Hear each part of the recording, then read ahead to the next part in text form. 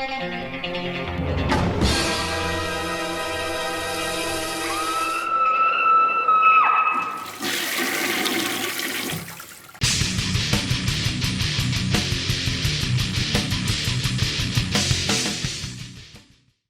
up, everyone? Thralls Metal here once again. I am Necrotic Neck, and I have an album review for you. This one, once again, has been brought to us courtesy of Screaming Toilet. Again, if you haven't checked out the site yet, it's loaded with all sorts of cool reviews, podcasts, all sorts of interesting articles, generally centered around pop culture and sort of cult movie sort of things. Definitely check it out. It's a good time. So today I am reviewing the newest release from Horned Almighty, To Fathom the Master's Grand Design. This came out on January 17th on Scarlet Records, and this is their first album since 2014's World of Tombs. Now, this is actually a band I'm relatively familiar with. I usually get more obscure stuff on Screaming Toilet, but I saw this and was like, oh wow, I haven't heard anything from these guys in a while. For those that don't know, these guys formed in 2002 in Denmark and kind of had this interesting style that straddles both thrash metal, black metal, and a little bit of D-beat punk. I got into them right around the time Necro Spirituals came out, and I was a really big fan of that album. World of Tombs was okay, so I really jumped at the chance to review this one. So this album wastes no time with the opening track, Violent Cosmology. It just has a little bit of feedback build-up, and then boom, we're going straight into black metal. The guitar tone on here is very reminiscent of Darkthrone, which we're listening to right now. And the overall feel of it is just riffy, fast, fun, kind of thrashy. But the one thing that always stood out to me is the vocals on this. The vocals definitely favor more death metal. They're a lower growl. There really isn't any high, shrill black metal vocals, the stuff you would expect to hear on black metal, like, you know, Mayhem and such. It's more in this low growl register, and I like this contrast because the music is very much black metal. It really doesn't deviate much. There's little nods to DB punk and thrash metal, even some black and death metal on here, but it stays pretty firmly as black metal to the point where calling it one of those fusions really wouldn't work entirely. Now, this opening track's pretty solid. It just pretty much gets right to the business and is a good pace setter. Definitely reminded me a lot of R Noir and even Goat Whore a bit, and a pretty solid song overall. Really didn't grab me as much as other openers had, but this is still really good. Now, I think it really picks up in the second track, Apocalyptic Wrath. Now, this is the shortest track on the album, and it is just condensed, thrashy black metal. There's a little bit more palm-muted chugs on here. Definitely reminds me of like stuff like Overkill and maybe even like Sodom in terms of their earlier black metal influence there. But it has a distinct thrash sound to it, and it's just packed with attitude. I really enjoyed this song. There's some really cool crawling riffs that are in there, and towards the end there's this nice little chuggy breakdown with a nice palm-muted chug to it, which have some cool dissonant lead melodies on top of it. And most of this album isn't really about building atmosphere or anything like that. It's mostly about delivering riffs and attitude. So you get these little moments of atmosphere every now and then, but for the most part, this album is just swinging punches at your face. So if that's something you're into, this is a band to check out. Now, this album is different from World of Tombs, their last one, wherein the fact that the black and roll elements are a little bit more dialed down. This definitely seems like it takes thrash metal and that sort of D-beat punk sound a little bit more to heart in terms of their overall black metal sound, just kind of working it in there. But you do get some really cool flat-out rock riffs on songs like Antagonism Eternal, which has a absolutely killer, like, little bridge part, I guess you'd call it, just punctuated by this awesome, very catchy riff, and then in between there are some cool little blast beats just to let you know that they're not fully going on board with this nice little mid-tempo rock thing. They're still very much a black metal band that loves blast beats. The hook in this definitely reminded me a lot of a band I jammed recently called Lucifer's Child, in terms of they just had flat-out hooks. And I really enjoyed that this album does have some killer hooks to it. It's not just all about punishing you. There's really cool melodies too.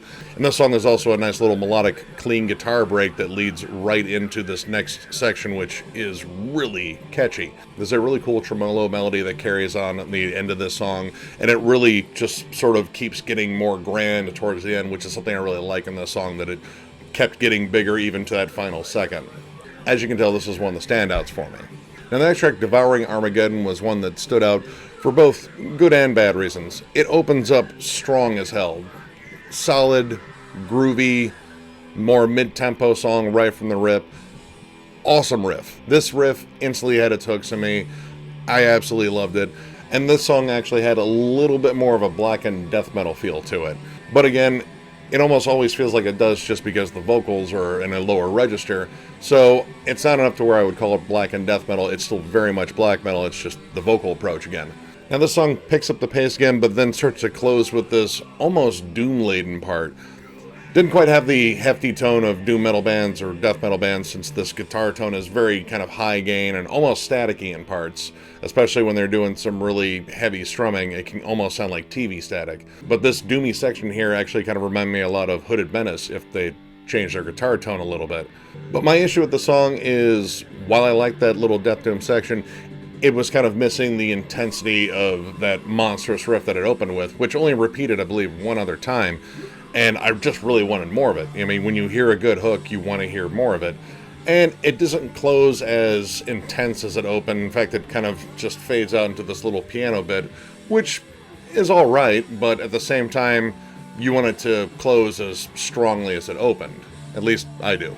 Now, this whole midsection of this album is definitely more towards the longer songs. In fact, I think there's like 3 tracks in a row that are all over 5 minutes, which are longer songs for them because most of their songs are around 3.5 minutes. Now it goes back to those thrashy, more punky songs later with The Great Death and Punishment Divine. Now both these songs back to back sound very similar. There are moments where you can really distinguish the two, but they have a similar feel. They both have kind of a D-beat gallop, palmita chugs, punky riffs, kind of a punk attitude to them. But I would say maybe Punishment Divine is a tad more melodic, but ultimately kind of similar. So those two kind of back-to-back kind of meld together a bit, unfortunately. Now the last track, Witchcraft Demonology, was one that I thought was going to be an immense standout. I loved how this song came in. It has almost a Death March quality. The riff on it is catchier than hell, and it really just has like a cool melody, chorus. Like, this feels almost anthemic to a degree. And this was the solid closer until, with a minute left in the track, it almost abruptly just stops and goes into this outro with church bells and choirs and screaming, which just kind of derailed it for me. I felt like they didn't know how to end the song, so they just kind of abruptly spliced in this little bit of atmosphere, which would be fine if atmosphere was kind of a theme on this album. This was, just kind of an outro that was slapped on there. There wasn't even an intro to this album, which I'd probably bitch about. But if you're going to actually have those, maybe bookend them. But the way they went about it, if they could have drawn out that ending riff a bit longer and slowly faded to that, where it was only like maybe 20 seconds at the end, not a full minute, it just kind of just took the wind out of the sails of the song, because this was really building up to be something awesome. And it kind of just let me down. But overall, I thought this was a pretty solid listen. And again, this isn't the kind of black metal that's about atmosphere and lush layering or anything like that. This is about riffs, attitude, and tenacity, which they're very good at. So overall, I'm going to give it 3 stars. Again, I think it's pretty good. Solid listen. I like it better than their last one, but some of their previous work I think is a lot better. Again, one of the coolest things about this band is the contrast between the vocals and the music itself. It could appeal to death metal fans and thrash metal fans as much as it could appeal to black metal fans as well. This is a cool band. Definitely check out their discography. I definitely look forward to future releases from them, because I'm definitely 100% still a fan of these guys. So, if you like the review, give it a thumbs up. And if you are new to the channel, subscribe, because we do shit like this all the time. Catch you guys later.